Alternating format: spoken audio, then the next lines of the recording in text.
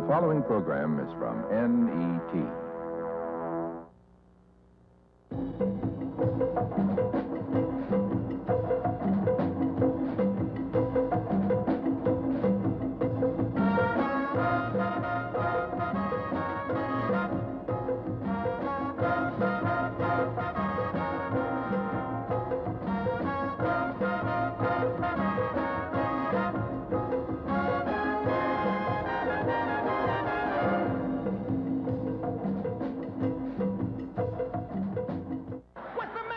Black man, you don't feel like a black man. You can't even talk straight words because you're trying to please your master instead of pleasing your black self and your black conscience.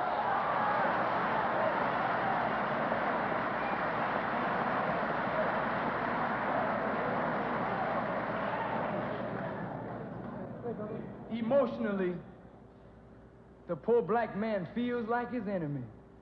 What about intellectually? Don't you know when a man puts his learning in you, he puts his way in you? Intellect means to choose between. Anytime a man is intelligent, he has the ability to discriminate between what is good for him as opposed to that which is detrimental to himself. So when the white man puts his intellect in you, his mind in you, you can't choose what is good for you. Invariably, you always choose what is good for your master. Therefore, for 400 years in America, no matter what we have done, it has always been to his good and to our detriment. Right? Now, you've been to college. College hasn't changed your heart, changed your mind, changed your emotions, changed your intellect. It only fashioned it so it could be used better in his way. This is why whenever you try to start something, you start it on his base. And you wonder why it breaks up in argument, fighting, division all the time. Because you're using his mind. White folks control our minds. A lot of y'all gonna say, don't know white folks control my minds. Really? Whole lot of us are still saying that black is beautiful, but we need white folks. Whole lot of y'all still saying black is beautiful because we still trying to convince ourselves that it is beautiful. Because the man has told us that we ain't what's happening.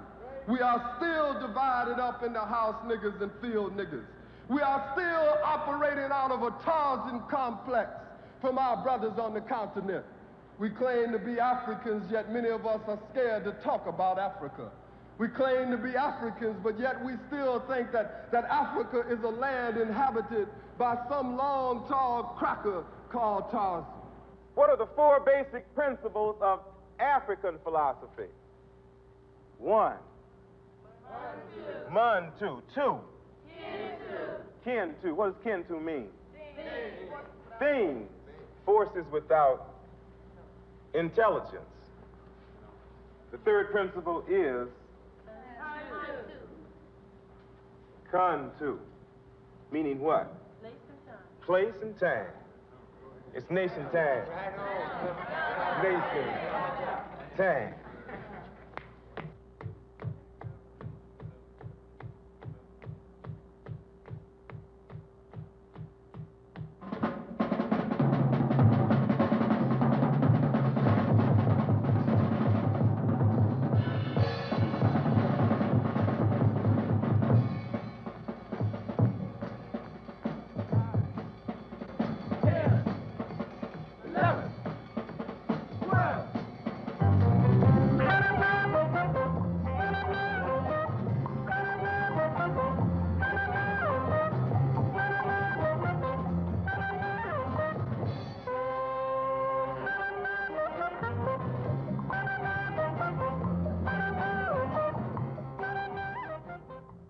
Since Africans came to America, they have survived in a society with the white God, white beauty standards, and a white educational pattern that teaches a European concept of excellence. During the Negro or pre-black period, there was little concern that blacks saw themselves through the eyes of whites, or a double consciousness, as Du Bois called it. The rebellion ushered in black consciousness. Who are we? How do we survive in a hostile society? Can I dare name myself, define my beauty, love myself? Values had to be defined, and an institution created to define those values. It was called Black Studies, and it's in serious trouble. To date, it has not been defined, nor have those values. This struggle for a new value system has brought as much pain in its own way as did slavery. Black Studies has been given the job of nation building. Black Studies is now probably about 2 years old. It was born out of confrontation with many institutions, many colleges, in different locations. One of the reasons we chose California to principally focus on our Black Studies investigation is that, one, California is a long way away from most people in the United States. And for one reason or the other, the Black Studies concept here has evolved probably along the lines to represent the differences in other parts of the country. One of the things that Black Studies has been described as is an antidote for what is called white nationalism, or what we today call education. That is, history is the history of Europe. We study a foreign language, which is a European language. The proponents of Black Studies have said that the only way that an African can exist in this society is that he first of all must have a sense of his culture, what he is. And then he should build alternative institutions so that that new African can have new institutions and new viabilities. Black Studies as it presently exists is an inherent contradiction. What I'm suggesting is that as long as Black Studies, in terms of its organization, its structure, the content of the curriculum, the purposes and objectives, the manner in which the educational process is constructed, is generally similar to and in fact supports the development or training of students who can fit into American society as it presently exists, then it probably has a very viable future. This doesn't mean there won't be any problems and hassles, but it will live. On the other hand, if the Black curriculum begins to do the kinds of things I'd like to see it do, Black Studies, we define it in the higher institutions, then what we'll have is a situation where the Black curriculum is producing a group of Black people who have the skills, if you will, to produce the kinds of institutions that will serve functionally the needs of Black people, which in my opinion is inherently different from the kinds of institutions that are necessary to serve white people. So in this sense, then, Black Studies becomes an inherent contradiction, because if it does as it's doing, it will live, but if it does what I think it's supposed to do, and other Blacks think it's supposed to do, then it has no future. Yeah, well, here at Cal Poly, our Black Studies philosophy gets its essence out of the concept of nation building. Okay. Therefore, if one is to build a nation, one must be building a nation out of something. And so at Cal Poly, at the educational level where we have access to kind of training programs in engineering, chemistry, land usage, food usage, law, etc., those kind of things, we're trying to turn out Black people who are in effect now bricks in that nation, because you can't have a nation if you can't have the personnel and the skilled technicians to run it. Okay. That's our functional purpose of a Black Studies. Well, Black Studies, in order to be meaningful, must be a radical concept. It must be a radical activity springing from a radical concept. The Black experience in America is largely radical. Universities invariably are very, very cautious about the presentation of any people representing the radical side of the house, the radical experience. Well, the Black Studies Center, if it's going to be worth anything, has to come along and compensate for this lack of university aggressiveness. Come out here on this campus and you can go to the research library or any other library on campus, you know, and get books on Negroes and Black people and Afro-Americans and Pan-Africanism and Africans. But it's like a scholarly work that's off into some kind of ivory tower, you know. But to me, the program, in order for it to mean anything, really has to, at the same time, you know, be concretizing the ideas of what's happening in the community. If it doesn't do that, then to me, it serves no viable purpose. Yeah. Well, that's right. That's right in line with what he was saying. You know, the community put us here, you know, and if all we do is just get here and philosophize and stay in little theoretical worlds, you know, and don't employ the Black studies that we can get, we ain't doing that, you know. We ain't dealing. There are many different things that we found in terms of how black studies is being applied. For an example, at Pomona, they're using black studies basically as a confidence-building phenomenon, so that a student can start out and learn a simple task, such as the brother Benson there, who calls the term Gaudao, which means, I love you, my black brother. I love you, my black sister. It is not a Swahili term. It is an abstract that Brother Benson and the students at Cal Poly feel is indigenous to them and their culture. We found at UCLA that the Afro-American Studies Institute there feels that a black student has to exist, first of all, in the present structure, while he prepares himself for alternative structures. Therefore, black studies or Afro-American institutes should not just be limited to the campus, but they should have an alternative representative body in the black community. And during this interim period, the institutional technology should be plugged into the community, and that students just shouldn't relate themselves to academic pursuits, but they should also relate themselves to the community while gaining these academic pursuits and share them with the community. The Santa Barbara concept of black studies is one of radicalizing and activism, and that is that there should be a constant changing of things, and that revolution should be defined in that manner, and that there should be gaining new footholds while continually redefining what those footholds mean and how they can be applicable to make life in America more pleasurable for Africans. I once wrote an article on the problem of names, what we would call ourselves, in 1962, and I thought it would spread as Afro-Americans. I didn't know that black would become acceptable so fast, but so we call ourselves black, we call ourselves Afro-Americans, Negro, African-Americans, and eventually we will call ourselves Africans. As I talk to people more and more, I'm convinced that the thing that holds them back, the thing that seems to dwarf their creativity, the things that keep them from ever realizing the greatness or the potential for greatness that they have, to me, more than anything else, has to do with a rather clouded mind, from a rather clouded perspective. And I don't think the perspectives can be clear until one has had a chance to examine the issues openly and squarely and effectively. Well, even at that, we can look from the beginning how systematically he uses a strategy to oppress us. Even from the time that a black child is born, you know. If he's illegitimate, the kid is put in, he's categorized. He's the first, he's the last one fed and the first one awakened. When the chick takes her baby home, wow, all the societized, interjected values fall upon him, you know. He's illegitimate. Ooh, you're a nasty girl. You didn't have no business doing that. You didn't have no business running around.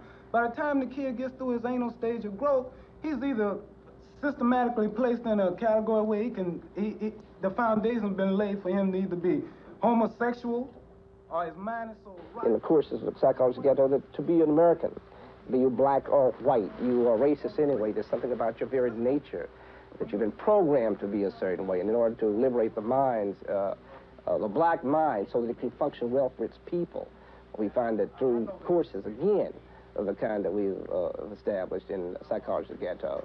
Right. I was 22 years old overseas before I even knew that I shouldn't have to drink out of this fountain or that fountain. One had color on it, one had white on it. The guy started talking to me in a tent. I'm fighting in the army with a brown suit on, representing the United States of America.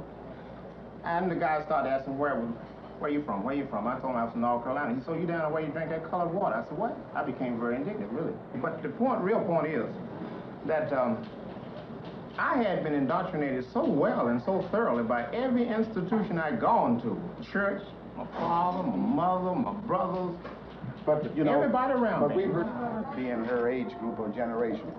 I came from the other side of the tracks in regard to where she comes from, and I'm sure of that. We have watched the so-called middle class, and this is not personal, but you as a light-skinned black have maintained your position in the society because of the very light skin that you have. And my mother, my mother did educate me, and she educated the younger sister. But she did it the same way every black woman has had to go out. She scrubbed floors, she did everything. But the chances of you getting this were far better than where I was. I was born in South Philadelphia, where we knew we weren't going to get anywhere at all. This was the opportunity that we saw, but we saw the light skins in our neighborhood go ahead. This is, you go Point Breeze Avenue in that area in downtown Philadelphia. Look at where we came from. And so many of you stayed and did not commit yourselves to bringing us up along with you. You know, it's not your... mother scrub just like mine? Sure, my mother. She's 60-some years old. Effective revolution. This has nothing to do with effective revolution because you light-skinned or you came from one side of the track. We're talking about your ability as a middle-aged person to effect your status into the revolutionary movement. And I think we have plenty to offer. Yeah, but the point is that during your time, you didn't, the effect that you gave was not a permanent effect. It was a kind of change that could have been easily manipulated. We're talking about effecting permanent change.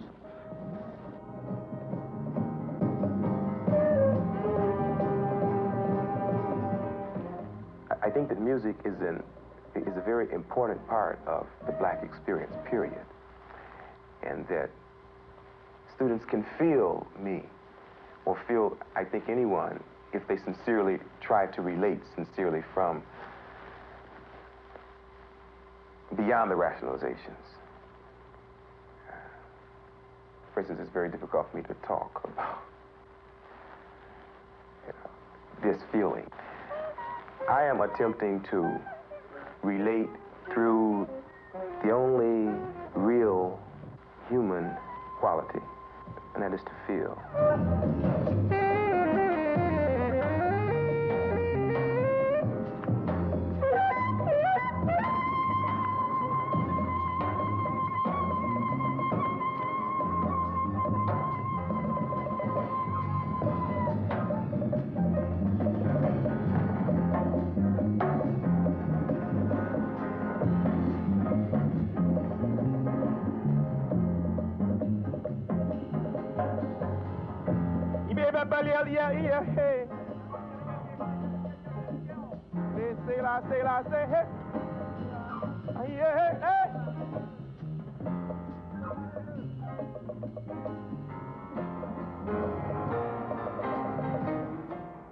My African Brother was written about 3 years ago for some students who were trying to put on a program in Venice. And the drums intrigued me, the rhythm, which was an African rhythm, I found out. So I wrote a melody around it. And it's a tune that, to me, is attempting to say, I love you, my African brother, whether I understand you or don't understand you, whether we're together seemingly or not together. We are together, I love you.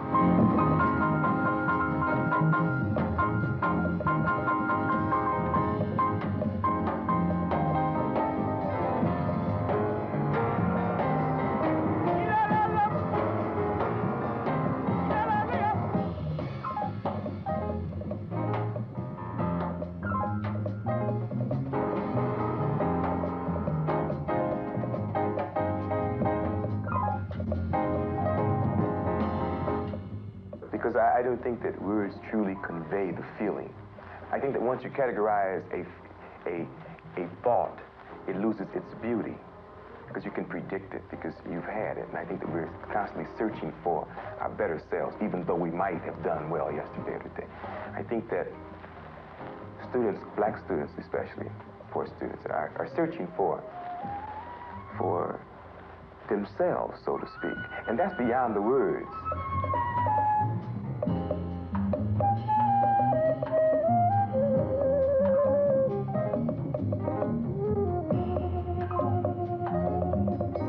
You see, the thing is that black studies is a discipline which grows out of experiences. Now, the fact that we have an academic unit called Black Studies is simply one more extension of that experience. It is not a different experience. It is an extension of an experience that black people have had in the community. I think the great difficulty confronting black studies programs around the country today, and certainly as I've been able to observe here in California, is that you get a lot of the old Negro history teacher types coming in to do the job that really requires an ideologue, really requires the sort of brother or sister whose head is in the right place with regard to pointing ideological direction. This type of teacher feels that he has the job of teaching black people about Crispus Attucks and Booker T. Washington, and even to some extent Malcolm X. But where he probably fails is in not showing the relevance of Malcolm X, not showing the relevance of the historical figures, black figures of the past, to the living situation. And essentially what I'm suggesting is that Europeans have defined the universe as a physical universe, man a physical being in that universe, who has the option to capture life space as long as he doesn't affect anyone else's capturing of life space, property rights, okay? And this is the fundamental philosophical base from which Europeans come. African people, at least historically, came from a philosophical base in which they viewed the universe as a spiritual universe. Us as spiritual men, spiritual people in a spiritual universe. They viewed the universe as one and all, man to man, man to environment. And it was on the basis of that that you had such ideas as collectivity, unity, brotherhood, and all these other things that we talk about flowing. So it's that definition of who we are as a people, not so much that I'm Afro-American or that you can describe me as black because I wear a dashiki, but much more a more philosophical, fundamental, profound definition of who we are as a people.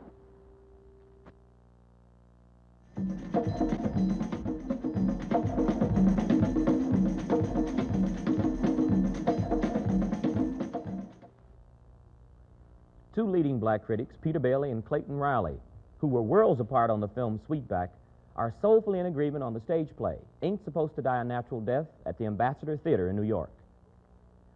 Both the film and the play were written by Melvin Van Peebles, who has become, whether one agrees with him or not, a leading reference point in the search to define black art as a functional tool for black people. Writing in Jet magazine, Brother Bailey, who didn't like the film Sweetback, says about the play Ain't, quote, I saw an interesting, effective, if somewhat uneven play, which shows how some blacks cope with their condition in a racist society.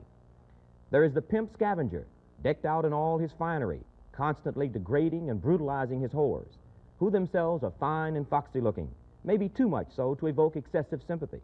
There is also the ragged and shrewd wino, the desperate junkie, the corrupt cop, the young militant, the fly block boy, the heavy as a tank lesbian, and the lighter than a feather female impersonator, all interacting with each other with varying degrees of scorn, love, togetherness, passion, and violence. Brother Clayton Riley of the Amsterdam News and New York Times said in his review of Ain't, quote, at the start, a weary black man enters, his feet ruined and aching. His pain derives as much, he tells us, from living in America as from walking in it. If I walk slow, I'm loitering. Run, I'm escaping. Frown, I'm hostile. And grin, I'm a Tom. It just don't make no sense, the way these feet are hurting me. Suddenly, with the speaking of these lines, the audience is on the block, inner city bound. For some, it is a journey close to home. For others, it's traveling to foreign soil. And for a few, it is, in the most contemporary meaning of the term, a trip. Riley goes on to say in the New York Times, despite what any urban scholarship may tell you, or whatever citations of disappointment have been recorded by many of this city's white drama critics, the actors' declarations are mostly expressions of love. And it's possible for you to believe this, unless you feel that love, affection, caring are the exclusive province of the extravagantly beautiful, the rich, or the ex-wives of dead presidents. Those white critics who are offended by the show fail to mention that no call for whites to feel guilty is ever made in it. What I think, Riley continued, confounded many reviewers was that Van Peebles has written a show in which the players, all of them black, express themselves in deeply moved and moving terms to other black people. Some white critics seem to have the continuing and rather paranoid impression that any expression of love that does not mention whites specifically is in fact an expression of hatred toward them, which is, finally, a very sad comment on the state of their emotional health. Riley said about the cast, excellent. Would that I would mention them all. In the show's finale, Put a Curse on You, a piece directed to everyone in the audience, blacks included, everyone who sits by and watches the degradation extant in this country without becoming outraged and moved to action. It is a superb ending which indicts us all, no matter what the color of our skin.